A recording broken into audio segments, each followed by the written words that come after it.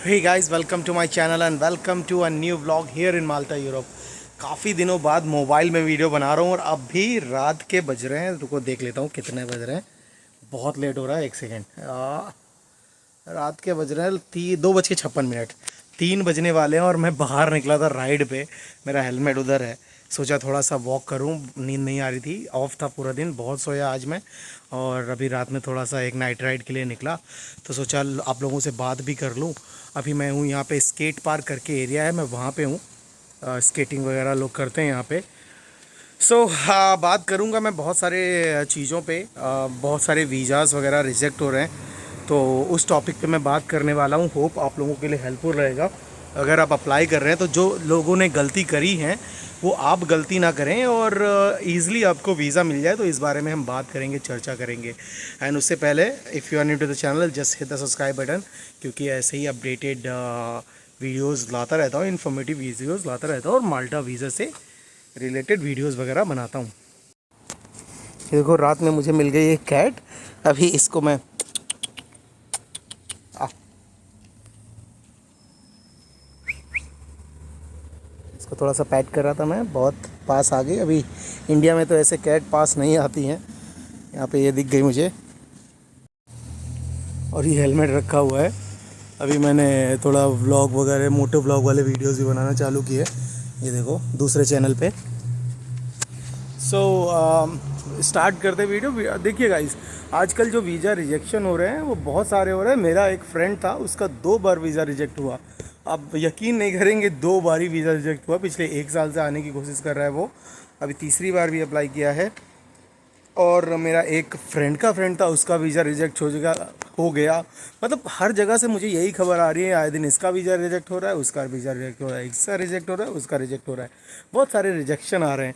तो उसका सबसे पहला कारण ये हो सकता है क्योंकि अभी समर चल रहा है। अभी जो लोगों की रिक्वायरमेंट है, वो जो कंपनियों की रिक्वायरमेंट है, हॉस्पिटैलिटी इंडस्ट्री है, जो भी ए टू जेड, जिनकी भी रिक्वायरमेंट जो भी है, वो अभी यहीं के लोगों से पूरी कर रहे हैं, जो आसपास क्या है वहाँ से, ना कि दूसरी कंट्री से, थर्ड नेशनल कंट्री से, मतलब थर्ड नेशनलिटीज़ से। क्योंकि होता ये है कि अभी उनको बुलाएंगे, जैसे मतलब अगर मान लो इंडिया से या एशिया से या कहीं से भी, कोलंबिया, साउथ अमेरिकन्स भी यहाँ पे बहुत रहते हैं, कोलंबिया, स्पेनिश जो बोलते हैं, Colombians, and Peru, Venezuela, Colombia, Peru, ये सारी कंट्रीज से भी यहाँ पे लोग आते हैं, क्योंकि कोलंबिया वगैरह में यहाँ पे वीज़ा ऑन अराइवल होता है। तो वो उनके लिए एक बहुत अच्छी बात है कि यहाँ आके जॉब, इवन तो उनको इंग्लिश बहुत कम आती है, बट देन टू बहुत ईजिली उनको यहाँ पे एंट्री मिल जाती है।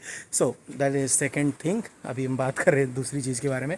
तो अभी दूसरी कंट्री से अगर हायर करेंगे तो उनको थोड़ा टाइम लगेगा, एक 5 महीने, 6 महीने, 7 महीने, 8 महीने, प्रोसेस लंबा खिंचता है। तो अभी हायर करेंगे तो वो आएंगे नवंबर दिसंबर में, या नेक्स्ट ईयर जनवरी फरवरी में। तो शायद से सीवीयू और आइडेंटिटी माल्टा का ये सोचना है कि अभी जो रिक्वायरमेंट है वो तो यहीं से फुलफ़िल होनी है, तो फिर लोग, फिर जो कंपनीज़ हैं वो बाहर से अगर हायर करेंगी तो उनको आने में टाइम लगेगा। तो शायद से सीज़न तब तक चला जाएगा, सीज़न तब तक ना हो, चीज़ें बदल जाएं, मौसम थोड़ा ठंडा हो जाता है, ठंडा मतलब मौसम भी ठंडा हो जाता है और चीज़ें भी थोड़ी स्लो डाउन हो जाती हैं। विंटर्स में थोड़ा सा टूरिज्म सेक्टर थोड़ा सा स्लो डाउन हो जाता है, तो उस समय उन लोगों की यहाँ पे क्या रिक्वायरमेंट होगी, या ब्ला ब्ला ब्ला ब्ला, सो मैनी रीजन्स इस चीज़ को लेके हो सकते हैं। तो शायद से ये भी रीज़न है। हालांकि माल्टा 365 डेज़ जो है ठीक ठाक रहता है, मतलब ओके ओके रहता है।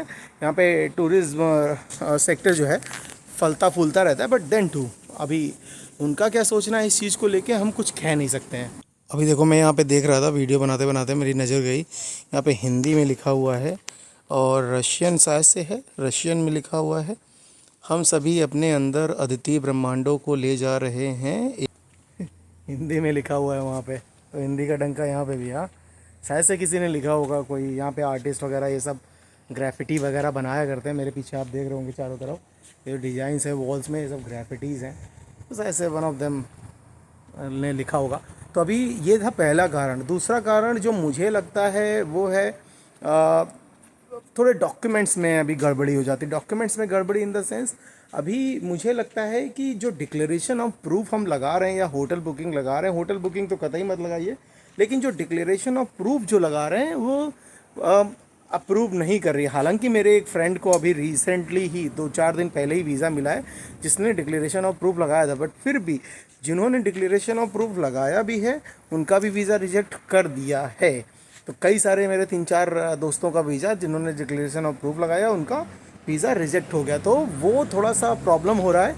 आपको अगर हो सकता है तो आप लीज़ एग्रीमेंट ज़रूर लगाइए, रेंटल एग्रीमेंट ज़रूर लगाइए, अपने ऑनर से ले लीजिए, यहाँ पे कोई हो उसको कांटेक्ट कर लीजिए, बट किसी धोखे में मत फंसिएगा। ऑनलाइन किसी को कांटेक्ट मत करिएगा, क्योंकि आजकल क्या होता है यहाँ पे ये धंधा चल रहा है। लोग 200-300 चार्ज करके एक नॉर्मल सा एग्रीमेंट आपको बना के भेज देंगे और आप सोचेंगे हाँ लीज़ एग्रीमेंट है, और फिर आपका पैसा गया। ठीक है, तो ये इससे बचिएगा और लीज़ एग्रीमेंट कोशिश करिए आपको मिल जाए। और लीज़ एग्रीमेंट अगर मिल जाता है तो बहुत अच्छी बात है, आप लीज़ एग्रीमेंट बनाइए। बनाने के बाद में आप सीधा उसको लगाइए और तभी डॉक्यूमेंट सबमिट करिए। डिक्लेरेशन ऑफ प्रूफ तो लगाइए।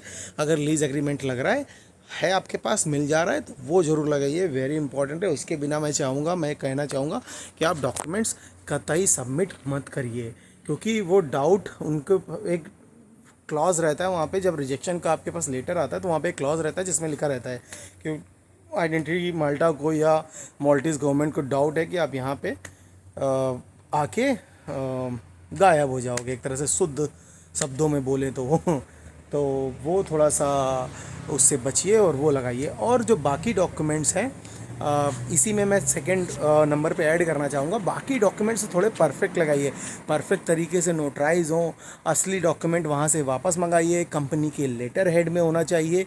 जो आपका ऑफ़र लेटर है या कॉन्ट्रैक्ट लेटर जो आपका है, इन्विटेशन लेटर है, वो कंपनी के लेटर हेड में होना चाहिए और ओरिजिनल होना चाहिए, नोटरी होना चाहिए, और उसमें कंपनी का जो एचआर है उसकी आईडी होनी चाहिए, प्लस जिसने आपको रेंटल एग्रीमेंट दिया है उसकी भी आईडी होना चाहिए, जिसको बोलते हैं इनवाइटी। तो इनवाइटी की भी आईडी होना चाहिए, और वीज़ा एप्लीकेशन फॉर्म परफेक्ट भरिए। तो ये डॉक्यूमेंट से रिलेटेड है, क्योंकि अपने डॉक्यूमेंट्स अगर आप परफेक्ट नहीं करेंगे और किसी बंदे ने चेक कर लिया तब वो बहुत बड़ा इशू हो जाता है और आपका वीज़ा चुटकियों में रिजेक्ट हो जाता है। और थोड़ा सा ध्यान से भरो फॉर्म, ध्यान से भरो एप्लीकेशन, जो अपनी फ़ाइल है ध्यान से रेडी करो। ये सारी चीज़ें थोड़ा सा परफेक्ट तरीके से करनी पड़ेंगी, थोड़ी मेहनत करो। अगर नहीं रेडी कर पा रहे हो तो मुझे बताओ, मैं भी वो कर दूंगा आपके लिए, मैं भी वो आपके लिए करने के लिए रेडी हूँ। फ़ाइल वगैरह भी बना दूंगा, मैं आपका इंश्योरेंस वगैरह भी बढ़िया ले दूंगा, फ़ाइल बना दूंगा, वो सारी चीज़ें भी मैं आपके लिए कर दूंगा। ठीक है, उसके लिए आप मुझे इंस्टाग्राम पे मैसेज कर सकते हो, बट फाइल आपकी परफेक्ट होनी चाहिए। अगर वो परफेक्ट नहीं है तो कुछ भी बढ़िया नहीं है। ठीक है, तो वो करो। और अभी हम बात करते हैं जो थर्ड रीज़न हो सकता है वीज़ा रिजेक्ट होने का।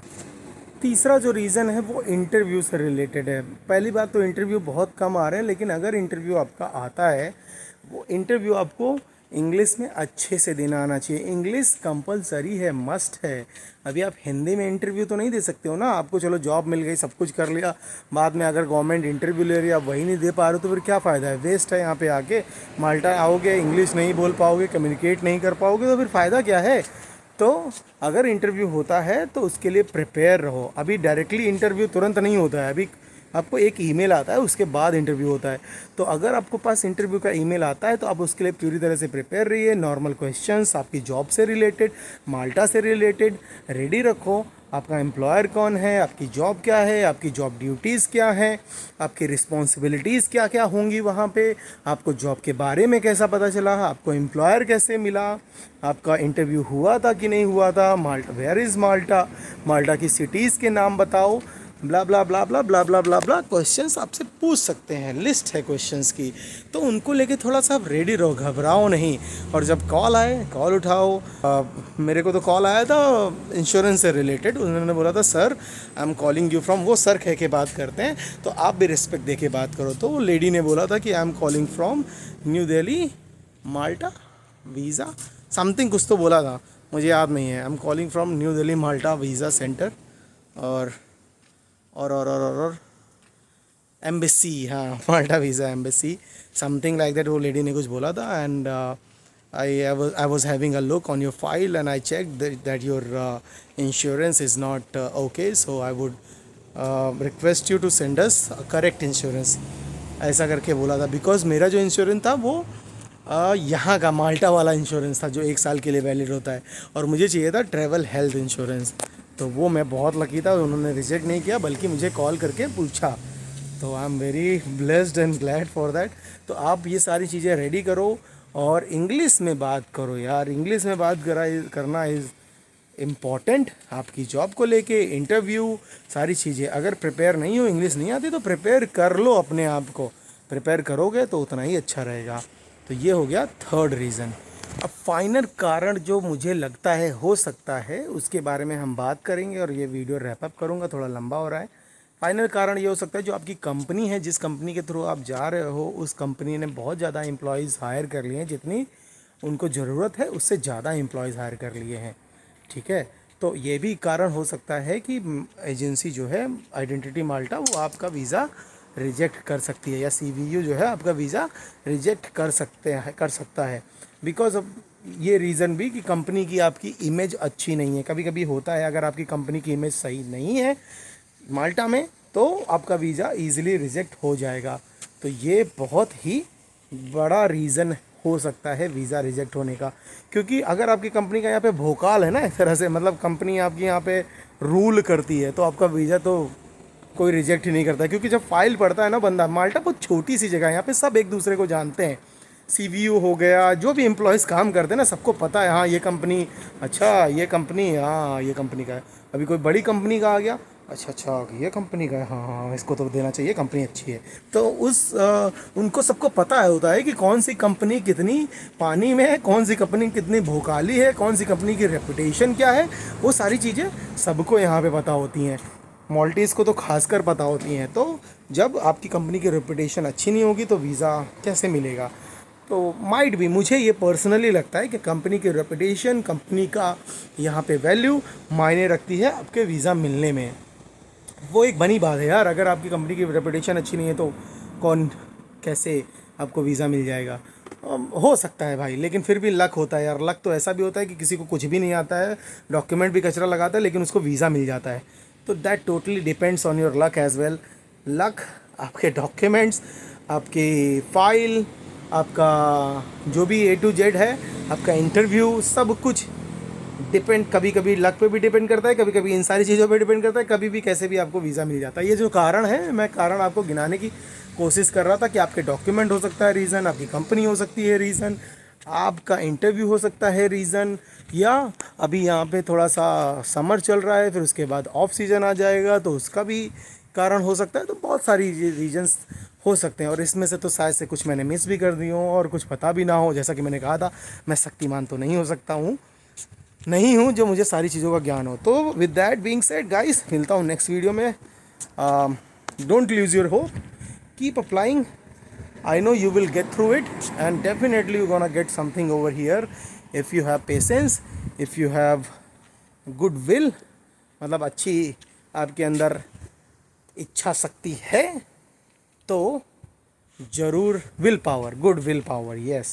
So if you have better will power, good will power, definitely you gonna get through it. Okay, मिलता हूँ नेक्स्ट वीडियो में। Keep applying and keep watching my videos. Bye bye, and go and follow me on my Instagram, Cocktail Psychology. Bye bye.